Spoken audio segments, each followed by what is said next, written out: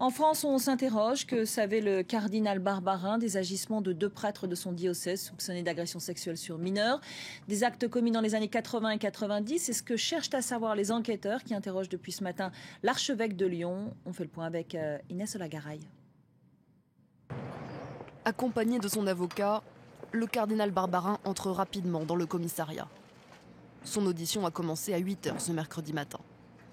L'archevêque de Lyon est mis en cause dans 2 enquêtes pour des faits de non-dénonciation d'agression sexuelle sur mineurs et de mise en danger de la vie d'autrui.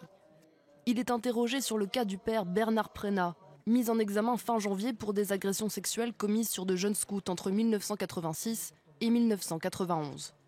Après les faits, le prêtre avait conservé ses fonctions et était resté au contact d'enfants jusqu'en août 2015.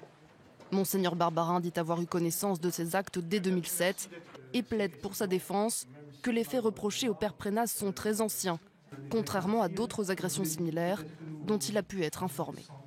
2 fois j'ai eu une dénonciation d'actes il y a 8 ans auparavant, ou d'actes contemporains, et immédiatement j'ai suspendu le prêtre. Selon les victimes, le cardinal Barbarin a voulu étouffer l'affaire.